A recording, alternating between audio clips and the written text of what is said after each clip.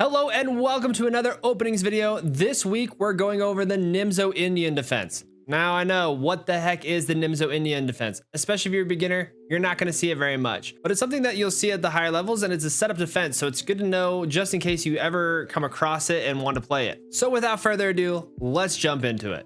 So the Nimzo Indian Defense starts off with the D4 opening from white. We move up our knight over here to F6. And then we get a C4 starting with the Queen's Gambit for white. At this point, we will push up this pawn over here to E6, expecting knight to C3 there. And we're going to push up our bishop to B4, pushing this knight. So the big thing to know about the Nimzo defense is there's two main goals that you're going to be fighting for in the early game.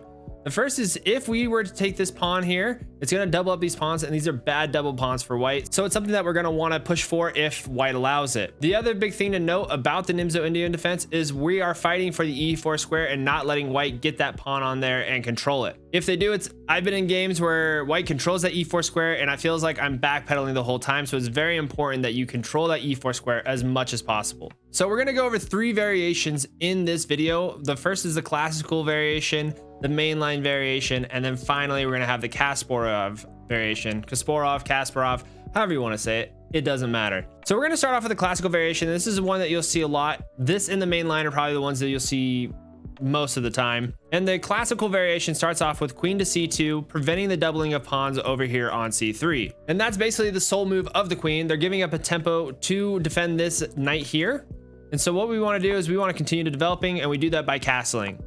White then wants to push out this bishop, and there's no reason to try to retreat the bishop at any point. So it's best that we take that knight and have the queen there. So the queen's in an awkward position, and we have a lead in development from here on out. So we do that by going to B6, looking to fianchetto this bishop, and they attack this knight, pinning the knight to the queen, relinquishing knight's control of the E4 square. We then put the bishop in, getting control of that E4 square again. White pushes F3 to control that E4 square. And then we try to kick this bishop out, but they just retreat it. And there's not much we can do because we don't want to push up to G5 trying to kick the bishop out. And then we push up our pawn over here to D5, trying to prevent E4 once again. White then goes to E3, trying to open this bishop up to then control the E4 square. So this is kind of the main setup that you're going to get across. And from here, it can go a whole variety of situations from here. One line that I have written down is we go knight to D7. We take with the knight, unpinning to the queen, but also attacking the queen. And then we get a nice little queen trade. They pull back, we pull back. They go to bishop F2, and then we attack the center again. They then attack our knight, we retreat the knight, and they bring the knight out here, and we push up to F5. That's 15 moves of theory. It's a lot for anyone to remember, especially on an opening that you're not going to see very much at the lower levels. So I think that the first 10 moves is going to get you just plenty fine. From here, you just play solid chess and you'll be in a good position. Now, before we go over the next two variations on this video, if you could please drop a like, that would be much appreciated. And also subscribe to the YouTube channel so that you can get more opening videos weekly. So we're going to go over the main line now, and the main line is characterized by white moving to E3. We will then castle. There's a lot of different lines. I think that the best, most fundamentally sound move, especially for a beginner playing the Nimzo Indian, is just to castle and simplify the amount of variations that you have to learn. Bishop then goes here to D3, which is called the bishop attack. We counter that by going to C4, looking to double these pawns. White then gets the knight developed, looking to castle themselves. We push up to D5, looking to break open this pawn structure here. They'll castle, and we take here on C4. And the reason we do this is it gives you the best chances of winning according to the engine. White then takes, we then develop our knight over here to D7. They go queen to E2, defending this bishop. And then we go B6, completing this pawn chain, looking to fianchetto this bishop and play chess from there. The main line is just going to be a fundamentally sound version, and you're just kind of waiting for the first person to make a bad move. So in the last variation we're going to be looking at on the Nimzo Indian defense is the Kasparov variation, and that is characterized by the knight developing over here to F3.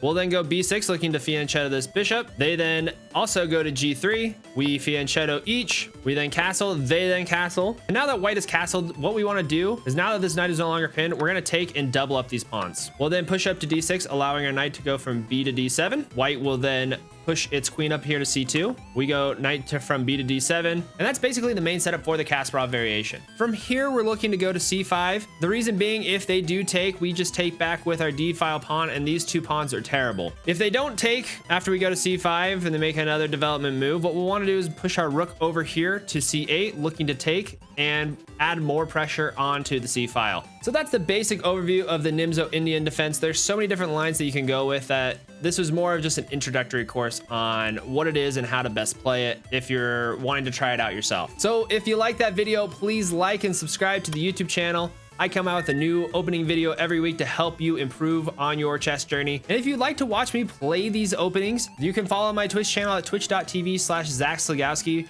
There I play all these opening videos with viewers so that I best know how to play these openings and then take that knowledge and distill it in a quick 5 to 10 minute video for you to learn here on YouTube. Our next video will be the Queen's Indian Defense. That video will be up here. And until then, I'll see you later. Goodbye.